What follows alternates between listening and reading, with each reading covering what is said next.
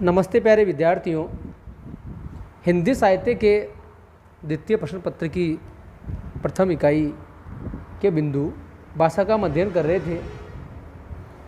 हिंदी भाषा की 5 उपभाषाएं हैं: पश्चिमी हिंदी, पूर्वी हिंदी, राजस्थानी, पहाड़ी व बिहारी।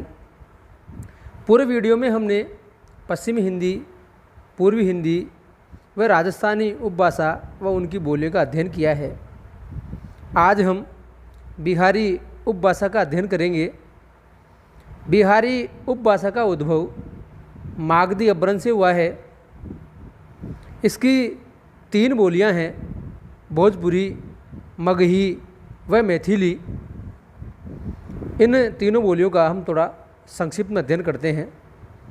प्रथम भोजपुरी। बिहार के शाहबाद जिले का एक गांव है भोजपुर। इस भोजपुर गांव के नाम के आधार पर ही इस बोली को भोजपुरी के नाम से जाना गया। भोजपुरी का उद्भव मागधी अपभ्रंश के पश्चिमी रूप से हुआ है। हिंदी प्रदेश की जो बोलियां हैं, प्यारे विद्यार्थियों, हमने एक वीडियो में बोलियों का एक डायग्राम, जो 17 बोलियां हैं, उसके माध्यम से उसका अध्ययन किया था। उन 17 बोलियों के डायग्राम को आप अच्छी तरह देखना, उसका अध्ययन करना। इन बोलियों में भोजपुरी बोली सबसे अधिक बोली जाती है। ये प्रश्न कई बार कंपटीशन में और आपकी जो परीक्षाएं हैं उसमें पूछा गया है, तो इसको आप नोट करना। ये भोजपुरी जौनपुर, मिर्ज़ापुर, गाजीपुर, बलिया, गोरखपुर, देवरिया, आजमगढ़, बस्ती, चंपारण, शाहबाद, सारण और आसपास के क्षेत्रों में बोली जाती है। भोजपुरी में लोक साहित्य ही ज़्यादा मिलता है, उसी की रचना हुई है। ललित साहित्य बहुत कम है। भारतेंदु, जयशंकर प्रसाद, प्रेमचंद, वो इस भोजपुरी क्षेत्र में रहे, लेकिन उन्होंने साहित्य में इस भोजपुरी का प्रयोग नहीं किया है। इसमें केवल लोक साहित्य ही ज़्यादा मिलता है। बिहारी की दूसरी बोली है मगही। ये बोली पटना, गया, पलामू, हजारीबाग, मुंगेर, भागलपुर आदि क्षेत्रों में बोली जाती है। इस बोली में भी लोक साहित्य ही ज़्यादा है।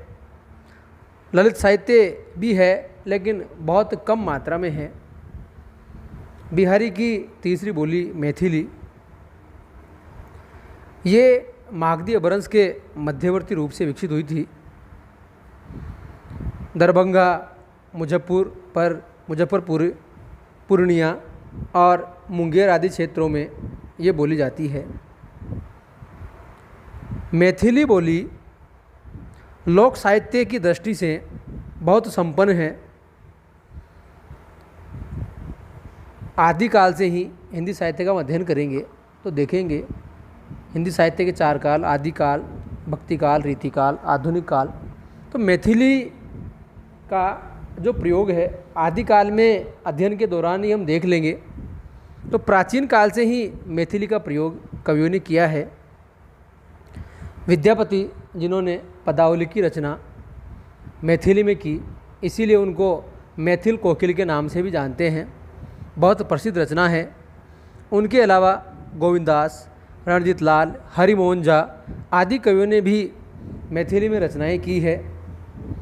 तो प्यारे विद्यार्थियों, बिहारी उपभाषा का इतना अध्ययन ही पर्याप्त है। हम हिंदी भाषा की 4 उपभाषाएं पश्चिमी हिंदी, पूर्वी हिंदी, राजस्थानी व बिहारी का अध्ययन कर चुके हैं। अगले वीडियो में हम पहाड़ी उपभाषा का अध्ययन करेंगे। धन्यवाद।